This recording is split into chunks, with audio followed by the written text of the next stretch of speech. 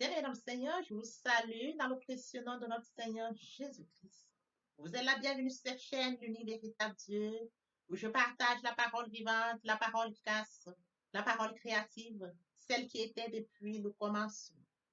Je souhaiterais aider chacun de nous à se rapprocher de Dieu afin de développer sa relation d'intimité avec Dieu. Et oui, bien-aimés frères et sœurs en Christ, lorsque vous connectez la chaîne, édifiez-vous via la parole. La parole sans sémence dans le cœur, qu'elle porte dans. Oui, bien-aimés frères et sœurs en Christ, que cette parole touche vos vies, que cette parole touche, transforme vos vies, que cette parole touche, élimine vos cœurs, sauve les vies. Après vous être édifiés, bien-aimés frères et sœurs, je vous invite à partager. Oui, bien-aimés frères et sœurs en Christ, Jésus-Christ, quand il était sur terre, partage la parole. Il partait d'un point à l'autre. De nos jours, bien-aimés frères et sœurs en Christ, via les réseaux sociaux, nous n'avons pas besoin de nous déplacer, mais nous pouvons utiliser ce moyen pour partager la parole, pour toucher plusieurs aux esprits. Bien-aimés frères et sœurs en Christ, via votre canal, en partageant la parole de Dieu, vous allez toucher et transformer les vies. Via votre canal, en partageant la parole de Dieu, vous allez toucher et transformer les vies. Via votre canal, en partageant la parole de Dieu, vous allez toucher, illuminer les cœurs, sauver les vies. Voyez-vous, bien-aimés frères et sœurs en Christ, de la sorte, il n'y aurait pas seulement plus de joie pour un seul pécheur. Nous allons inonder le ciel de joie et encore de joie. Merci, Seigneur. Je vous invite bien évidemment à vous abonner. À vous abonner vous permettra, bien aimés frères et sœurs en Christ, de vous édifier via les enseignements que vous allez recevoir. Vous abonner vous permettra également de grandir spirituellement. Vous abonner vous permettra, bien aimés frères et sœurs en Christ, de garder une relation d'intimité. Il est écrit dans la parole de Dieu, si vous m'aimez, gardez mes commandements. Et les commandements de Dieu ne sont pas pénibles. Les commandements de Dieu ne sont pas infâmes. Dieu nous a aimés avant que nous soyons conçus. Il est écrit dans la parole de Dieu, Maître, quel est le plus grand commandement? Tu aimeras l'éternel, ton Dieu, de tout ton cœur, de toute ton âme, et de toute ta pensée. C'est le premier, c'est le plus grand commandement. Et voici le second qui lui est semblable. Tu aimeras ton prochain comme toi-même. Et mon Dieu, et mon Dieu, et mon Dieu. Papa, je t'aime. Papa, je t'aime. Oh, papa, je t'aime. Tu es mon papa. Papa, je t'aime. Papa, je t'aime. Oh, papa, je t'aime. Seigneur, Seigneur, passons en prière. Le Dieu de bonté, d'amour, de miséricorde, Alpha, Oméga. Je viens te bénir ce matin, t'élever, t'honorer, te célébrer. Toi qui es Dieu grand, bon, juste. Père, je te dis merci pour ce nouveau matin, ce nouveau jour. Merci pour la santé divine, la protection divine, la sécurité divine. Comptez parmi les vivants, Père, nous tous sommes infiniment reconnaissants. Esprit Saint, viens sanctifier les lieux. Dresse autour de moi un mur de feu afin de voir toute influence négative qui pourrait nuire à ma prière, à la sécuriser. Conduis-la afin qu'elle parvienne agréablement aux oreilles de mon Dieu. Merci, Saint-Esprit. Père, je te dis merci pour ce moment précieux et précieux que tu me donnes de venir honorer à ce rendez-vous, partager ta parole. Cette parole qui vit, cette parole tranchante qui n'est pas quelconque, qu'elle s'ensémence dans les cœurs, qu'elle porte dans les vies. Tu sais le faire, je te donne l'honneur, la gloire et l'adoration pour les siècles des siècles. Au nom puissant de Jésus-Christ, je t'ai prié. Amen. Il est écrit dans Daniel 10 à partir du verset 1, la troisième année du règne de Cyrus, roi de Perse, une parole fut révélée à Daniel appelé Bethsaida. Cette parole est vraie et annonce un grand combat. Daniel fut attentif à cette parole et a eu la compréhension à travers ce qu'il voyait. À cette époque-là, moi, Daniel, j'ai été 3 semaines dans le deuil. Je n'ai mangé aucune nourriture raffinée. Il n'est entré ni viande ni vin dans ma bouche. Et je ne me suis pas parfumée jusqu'à la fin des 3 semaines. Sœur en Christ, aujourd'hui, nous allons partager notre enseignement intitulé Le jeûne. Le point qui capte notre attention, les bienfaits. Alors, nous allons plus nous centrer sur les bienfaits. particulièrement le cas de Daniel. Permettez-moi d'aborder un point très important, celui de mourir en Christ. Permettez-moi d'aborder un point très important, celui de mourir en soi et de naître en Christ via la repentance et la conversion. Oui, frères et sœurs en Christ, nous sommes repentis par la grâce de Dieu. Qu'en est-il de mon prochain? Mon prochain est une créature merveilleuse, admirable, unique, mais loin de Dieu. Il est écrit dans la parole de Dieu, mon peuple périt faute de connaissance. Conscient de ce fait, je vous prie de vous joindre à moi afin qu'ensemble nous partageons la parole. La parole les atteindra, ils vont s'édifier et par la suite, ils reviendront au Père, ils reviendront à leur premier amour. Via votre canal, ils vont se repentir et se convertir. De la sorte, nous allons inonder le ciel de joie et encore de joie. Je constate la deuxième partie de mon enseignement, c'est là où j'apporte plus de détails pour ce qui est de la repentance et la conversion, et je fais suite à la prière. La troisième partie fait suite à la deuxième. Il est question de la nouvelle vie. Les choses anciennes sont passées, voici toutes choses sont devenues nouvelles. Oui, frères et sœurs en Christ, et je suis le point de vie. Celui qui vient à moi n'aura jamais faim, celui qui croit en moi n'aura jamais soin. Telle est la parole du Seigneur. Devenons-en Revenons donc à notre enseignement de ce matin intitulé Le jeûne.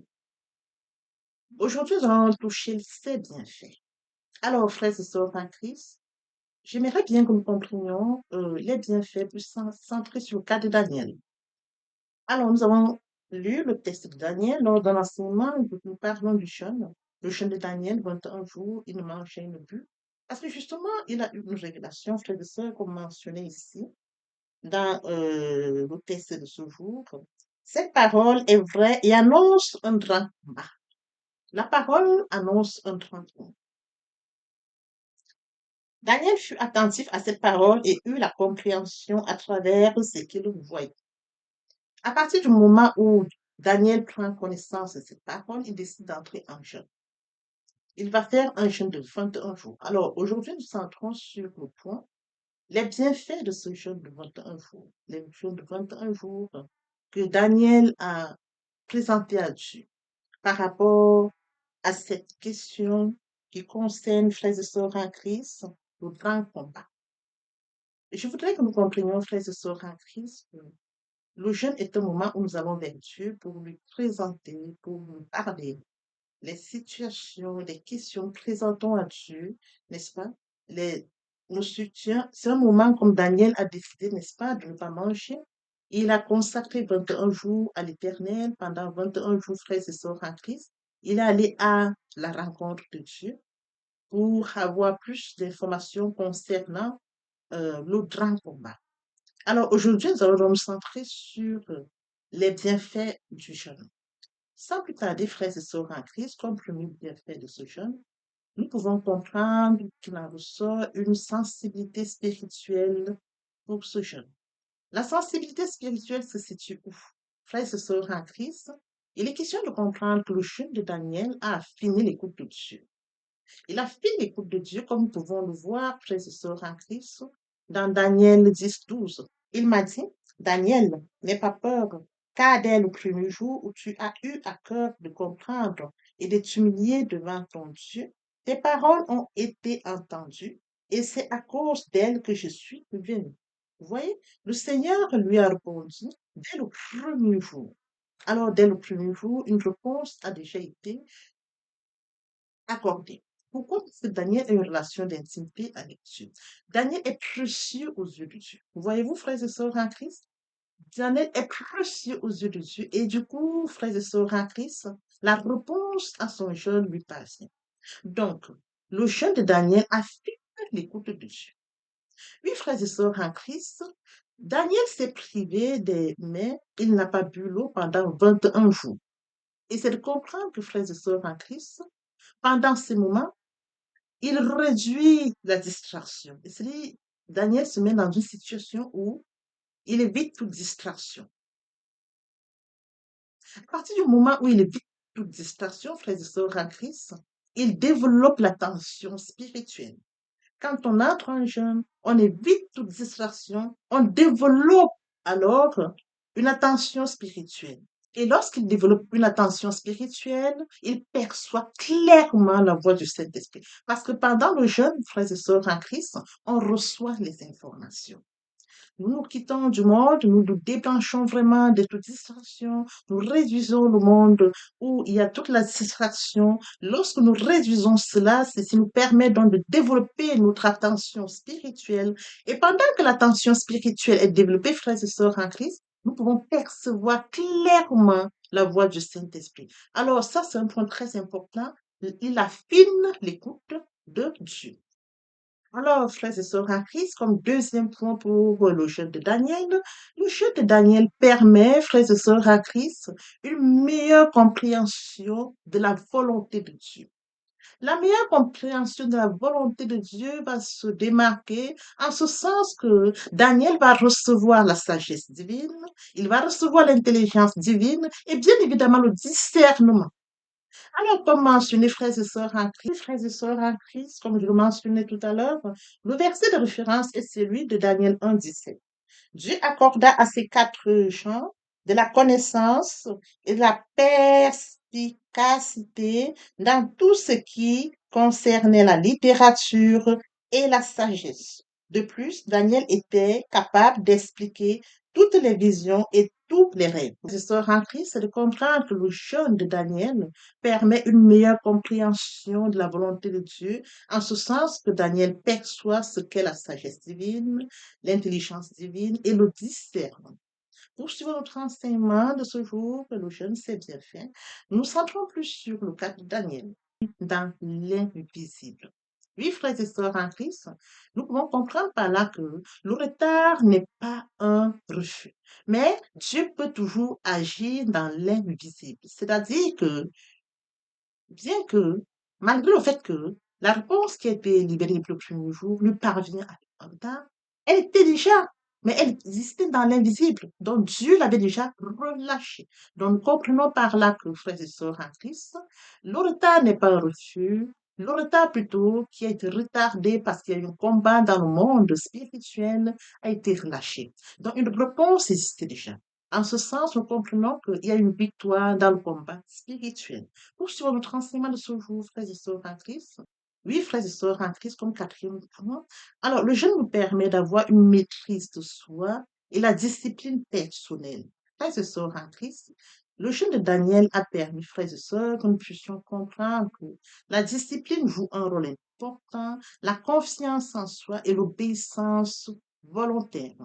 Comme mentionné, frères et sœurs en Christ, dans 1 Corinthiens 27, je traite dans le cas de Daniel, il en ressort l'humilité devant Dieu. Frères et sœurs en Christ, comme mentionné dans la parole, je m'humilie devant mon Dieu. Alors, il en ressort comme à sa suite l'humilité devant Dieu. Il est écrit dans la parole de Dieu, frères et sœurs en Christ, je m'humilie devant mon Dieu par le jeûne. Alors, frères et sœurs en Christ, dans le Seigneur, le jeûne de Daniel rappelle notre dépendance à Dieu, notre fragilité devant Dieu et la bienveillance, notre fragilité à Dieu et la souveraineté de Dieu. Frères et sœurs en Christ, autre point qui pourra captiver notre attention concernant le jeûne de Daniel, il en ressort un témoignage de fidélité dans un monde hostile. Oui, frères et sœurs, n'oublions pas que Daniel vit à Babylone. En Babylone, dans un monde. Oui, n'oublions pas que Daniel vit à Babylone. Daniel jeûne dans un contexte païen, c'est-à-dire qu'il reste fidèle sans compromission à son Dieu. C'est-à-dire qu'il reste fidèle sans compromis et donc il est nous pouvons lire dans Daniel 6,4. Daniel se montrait supérieur aux autres responsables et aux administrateurs parce qu'il avait en lui un esprit extraordinaire. Le roi pensait à lui confier la responsabilité de tout le royaume. Voyez-vous, il était considéré, il savait qu'il avait l'esprit de Dieu en lui. Et donc, du coup, dans un monde païen où il a une grande responsabilité, frères et sœurs, il est distingué. Alors, frères et sœurs, il est question de comprendre qu'il en découle un témoignage de fidélité dans un monde d'hostilité. C'est-à-dire, Daniel jeûne dans un monde où le peuple ne reconnaît pas Dieu, dans un monde plus précisément à Babylone, qui est païen. Frères et sœurs en Christ, ces points que nous avions abordés aujourd'hui nous ont permis de comprendre ce qu'il en est des bienfaits du jeûne, plus particulièrement le jeûne de Daniel. Il est question de comprendre que lorsque nous élevons à la voix à Dieu, Dieu nous exauce, Dieu nous écoute. Et nous allons ressortir Étant bénis, nous allons recevoir les bienfaits comme le cas de Daniel. Le moment est venu pour nous de poursuivre les deuxième et troisième parties de notre enseignement, partie riche importante pour compléter cette première de notre édification. Sur ce, je vous prépare l'oreille pour la suite. Merci, Seigneur.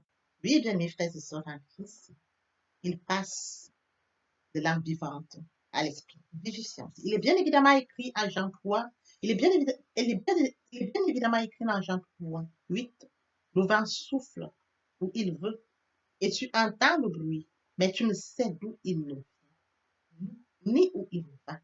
Il en est ainsi de tout homme qui est né de l'esprit. Bien-aimés frères et sœurs en Christ, lorsque le vent souffle, nous ne pouvons pas voir où il va précisément, d'où il vient précisément. Nous ressentons, bien-aimés frères et sœurs en Christ, après lecture de Jean 3, 8, on nous explique brièvement comment, quand nous sommes nés de nouveau, ça se manifeste.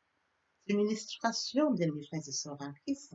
Il est bien évidemment écrit au début, le vent souffle où il veut. Et on entend son bruit, mais nul ne sait où il va, d'où il vient. C'est de la même manière pour tout homme qui est né en esprit. Tout homme qui accepte Jésus-Christ comme Seigneur. Tout homme qui vient vers le Seigneur Jésus-Christ dit, je t'accepte comme Seigneur et Sauveur. Il se laisse guider par le Seigneur Jésus-Christ. Lorsque vous l'acceptez, bien mes frères et sœurs en Christ, votre vie n'est plus sous votre contrôle. C'est lui qui vous guide. Vous n'avez plus le contrôle de votre vie. Vous sentez qu'on vous conduit comme le vent qui souffle. C'est écrit le vent souffle où il veut. Tu entends le bruit. Quand le Saint-Esprit est en vous, vous sentez, vous le ressentez que l'Esprit Saint est là. Mais c'est lui qui vous conduit. C'est lui qui vous guide.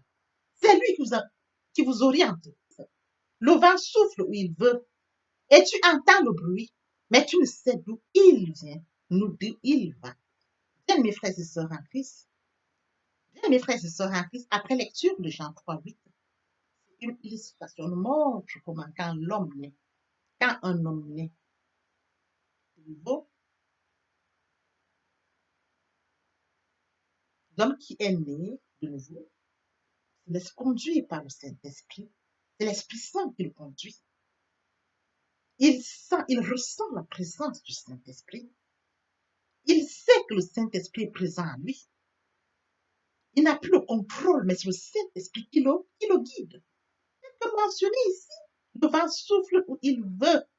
Tu entends le bruit, mais tu ne sais d'où il vient, d'où il va. L'Esprit Saint s'installe. Il prend le contrôle, c'est écrit. Votre corps est le temple du Saint-Esprit. Et oui, bien mes frères et sœurs en Christ, c'est écrit. Votre corps est le temple du Saint-Esprit. L'Esprit Saint habite en vous. Il prend le total contrôle. Il vous guide. Il vous oriente. Il se manifeste en vous. Le Seigneur Jésus-Christ a dit, je ne vous laisserai pas seul. Je vous enverrai le consolateur, l'Esprit Saint. Quand il habite en vous, il a le total contrôle. Il se manifeste. Ce n'est plus vous qui prenez le contrôle, mais c'est le Saint-Esprit qui prend le contrôle. C'est lui qui vous guide. C'est lui qui vous oriente. Oui, bien, mes frères et sœurs, en Christ est assis à la droite du Père. Il intercède en notre faveur. Il ne nous a pas laissés seuls. Le Saint-Esprit qui est en nous prend la suite, prend la relève. Nous conduisons, mes frères et sœurs en Christ, il en est ainsi de tout homme qui est né en esprit. Poursuivons par la lecture de Acte 26, 8. Quoi vous semble-t-il incroyable que Dieu ressuscite les morts? Oui, bien, mes frères et sœurs en Christ, Dieu a ressuscité son Fils Jésus-Christ. Il est ressuscité le troisième jour. Oui, bien, mes frères et sœurs en Christ, nous sommes dans la gloire de Christ. Nous allons de gloire en gloire. Christ est mort sur le Golgotha et il est passé de la mort à la vie. Ce passage, nous en bénéficions. Avec lui, nous sommes assis à la droite du Père. C'est écrit. Bien, mes frères et sœurs en Christ, nous devons être conscients que Dieu a tant aimé le monde qu'il a donné son Fils unique, afin que quiconque croit en lui ne périsse point, mais qu'il ait la vie éternelle. Oui, bien, mes frères et sœurs, lorsque nous acceptons Jésus-Christ comme Seigneur et Sauveur, lorsque nous passons par la repentance et la conversion, nous passons à une autre vie. Nous changeons le centre de gravité de notre vie. Nous tournons vers notre vie, vers le Seigneur Jésus-Christ. Nous laissons le contrôle de notre vie entre les mains du Seigneur Jésus-Christ. L'Esprit Saint prend le contrôle et se manifeste, tel que mentionné dans Jean 3:8. Le vent souffle où il veut, et tu entends le bruit, mais tu ne sais d'où il vient, ni d'où il va. Il en est ainsi de tout homme qui est né de l'Esprit. Ainsi de tout homme qui est né de l'Esprit. L'herbe sèche, la fleur tombe, mais la parole de Dieu demeure éternellement. Papa, je t'aime. Papa, je t'aime. Oh. Papa, je t'aime. Tu es mon papa. Papa, je t'aime. Papa, je t'aime. Oh. Papa, je t'aime. Tu es mon bien-aimé et mon Dieu. Et mon Dieu. Et mon Dieu. Oui, bien, mes frères et sœurs en Christ, le moment est venu pour nous de poursuivre avec les deuxième et troisième parties de notre enseignement. Partie qui vient de compléter cette première pour notre édification. Se repentir, c'est regretter, c'est sans vouloir, c'est pleurer. La repentance est un changement d'attitude, se détourner de son mal pour se tourner vers Dieu. Venez, plaidons, dit le Seigneur, si vos péchés sont comme le cramoisi, ils deviendront blancs comme la neige. S'ils sont comme la pourpre, ils deviendront comme la laine. Se convertir, c'est le fait de déplacer le centre de gravité de ma vie ancienne vers mon Dieu. Se convertir, c'est de croire en Jésus-Christ. En un mot, nous pouvons dire que la conversion accompagne la repentance. Lorsque les cœurs se convertissent, le voile est ôté. Or, le Seigneur, c'est l'Esprit. Là où est l'Esprit du Seigneur, là est la liberté. Toutes les personnes qui ne se sont pas encore engagées à suivre le Seigneur, pour ceux qui se sont engagés, et qui auraient, pour ceux qui sont engagés, et qui auraient abandonné quelque raison que ce soit, le moment est venu pour nous, bien mes frères et sœurs en Christ, de passer en prière via cette chanson. Miséricorde insondable, Dieu peut-il tout pardonner? Absoudra sidra coupable et mes péchés oubliés. Jésus, je viens à toi, tel que je suis, je viens à toi. Jésus, je viens à toi, tel que je suis, papa. Ah, répétez après moi la prière, Seigneur Jésus. Je m'engage à te suivre tes souffles. Je sais que tu es mort sur la croix de Golgotha. Le troisième jour, tu es ressuscité afin que je sois justifié. Merci, Père, pour l'œuvre de la foi. Merci pour l'amour que tu as manifesté au travers de ton Fils.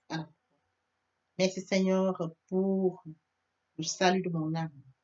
Merci pour avoir sauvé mon âme. Amen. Notre Père Céleste, merci pour les âmes précieuses. Merci pour l'engagement que tu leur donnes. Mon Dieu, mon roi, je te prie de veiller, de conduire, afin qu'ils y restent. Dieu qui sait faire, qui peut faire, je laisse entre tes mains. L'honneur, la gloire, l'adoration te reviennent pour les siècles des siècles. Au nom puissant de Jésus-Christ, je t'ai pris. Amen. Oui, bien, mes frères et sœurs en Christ dans le Seigneur, après s'être sincèrement repenti et converti, il faut y rester, il faut y demeurer. Comment le faire? Premièrement, invoquer le Saint-Esprit. L'Esprit Saint prendra contrôle durant la méditation. Poursuivra la lecture du verset ou du texte qui servira d'appui durant la méditation. Matthieu 4:4, l'homme ne vivra pas seulement de pain, mais de toute parole qui sort de la bouche de l'Éternel. Méditer la parole, c'est l'approfondir, c'est la mûrir, c'est aller en réflexion profonde. Que ce livre de la loi ne s'éloigne point de toi, médite-le jour et nuit. Que ce livre de la loi ne s'éloigne point de toi, médite-le jour et nuit. C'est alors que tu auras du succès dans tes entreprises. C'est alors que tu réussiras. Suivra la réception, bien-aimés, lorsque nous donnons. Oui, bien, mes frères et sœurs, suivra la réception, on ne donne que ce qu'on reçoit. Lorsqu'on plante une graine, on s'attend à la récolte. En louange la parole, en adoration la parole, en jeûne et prière la parole, déclarer la parole au moment opportun. Nous observons tout ça. Et oui, bien, mes frères et sœurs en Christ, après avoir médité la parole, nous devons recevoir la parole. Recevoir la parole via la foi. La foi est une ferme assurance des choses qu'on espère, une démonstration de celles qu'on ne voit pas. La foi vient de ce qu'on entend. Ce qu'on entend vient de la parole de Dieu, de par conséquent. La foi vient de la parole de Dieu. Recevoir la parole via l'obéissance. L'obéissance veut mieux que le sacrifice. Et l'observation de sa parole veut mieux que la rébellion. Après cela, bien aimé, il faut mettre en pratique la parole. On donne tout ce qu'on reçoit. Et oui, bien mes frères et sœurs en Christ, lorsqu'on plante une graine, on s'attend à la récolter. Et oui, bien mes frères et sœurs en Christ, lorsque nous plantons, nous attendons une récolte. En louange la parole, l'adoration la parole. Et oui, bien mes frères et sœurs en Christ, en louange la parole, à l'adoration la parole, en jeûne et prière la parole, déclarer la parole au moment opportun. Nous observons toutes ces étapes, nous pouvons que nous allons grandir spirituellement en gardant une relation d'intimité avec Dieu. Que l'Éternel Dieu vous bénisse ainsi que vos familles respectives. À très bientôt. Amen.